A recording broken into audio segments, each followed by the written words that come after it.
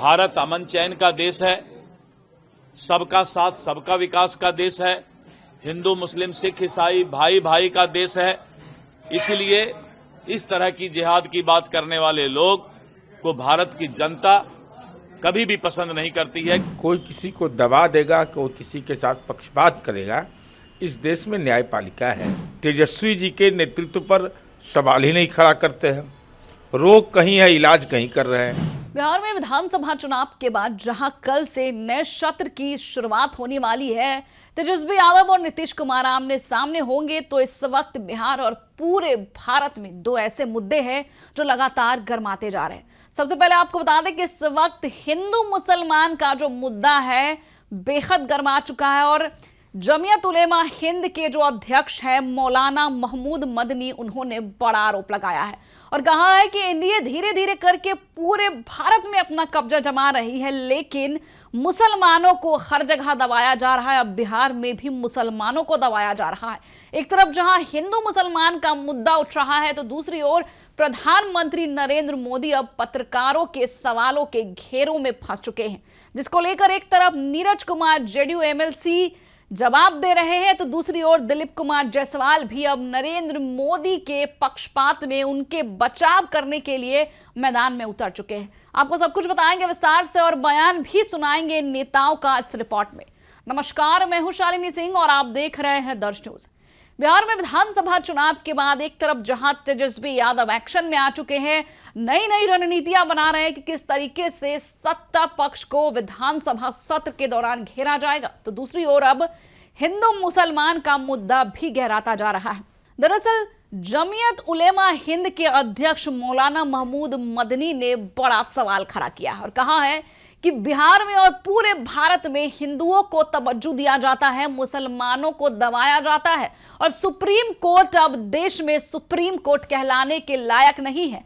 हर जगह हिंदू के पक्ष में फैसले दिए जाते हैं, चाहे वो ज्ञानवापी मंदिर को लेकर हो या फिर राम मंदिर को लेकर। एक तरफ जहां मुसलमान अध्यक्ष आरोप लगा रहे हैं कि मुसलमानों को दबाया जा रहा है, तो दूसरी ओर अब प्रधानमंत्री नरेंद्र मोदी पर भी बड़े सवाल किए जा रहे हैं और कहा जा रहा है कि जिस व्यक्ति ने 11 सालों ने एक भी प्रेस कॉन्फ्रेंस नहीं किया, जिन्होंने जनता के सवाल नहीं लिए, उनको बड़े बड़े मीडिया चैनल्स अपने शो पर बुलाती है, पत्रकारों को और खासकर जर्नलिज्म पर भाषण देने के लिए, जिनको ज्ञान ही नहीं है उस मुद्दा का, जो कभी भी जनता का सवाल नहीं लेते, जनता से 1 to 1 नहीं करते, वो क्या जवाब देंगे, जर्नलिज्म और पत्रकारों को क्या संबोधित करेंगे, जिसको लेकर अब जेडीयू एमएलसी नीरज कुमार और दिलीप जायसवाल आमने सामने आ चुके हैं।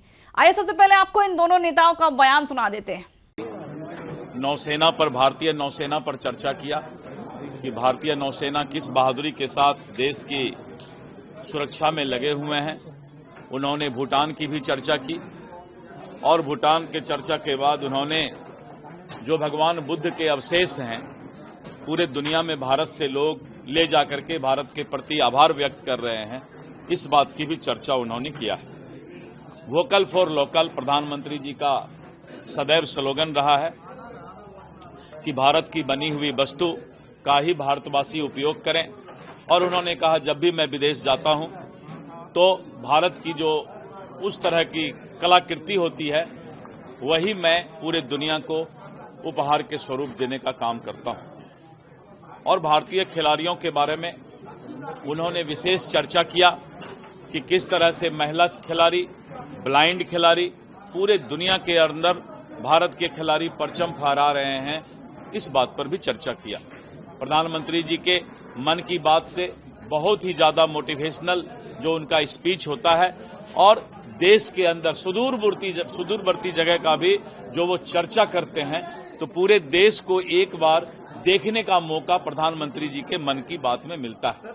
विशेष करके भाषा, जो काशी तमिल संगम 2 दिसंबर से काशी में होने जा रहा है और तमिलनाडु से बहुत सारे पर्यटक और बहुत सारे लोग काशी और बनारस के धरती पर आ रहे हैं और तमिल सीखने की बात उन्होंने कही है, तो इस तरह करके काशी तमिल संगम की भी चर्चा उन्होंने किया है। आज का प्रधानमंत्री जी के मन की बात से बहुत कुछ समझने, सीखने और जानने का अवसर मिला। मौलाना मदनी जो है वो जिहाद को जायज करार दे रहे हैं, जिहाद को जस्टिफाई कर रहे हैं, क्या कहेंगे? देखिए, मौलाना मदनी ऐसे लोगों का और ऐसे भाषा का इस देश में जरूरत नहीं है।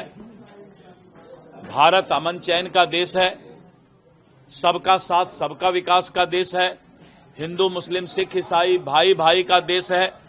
इसलिए इस तरह की जिहाद की बात करने वाले लोग को भारत की जनता कभी भी पसंद नहीं करती है, कतई पसंद नहीं करती है। इसलिए इस तरह की भाषा पर इन लोगों को सोचना चाहिए, लगाम लगाना चाहिए।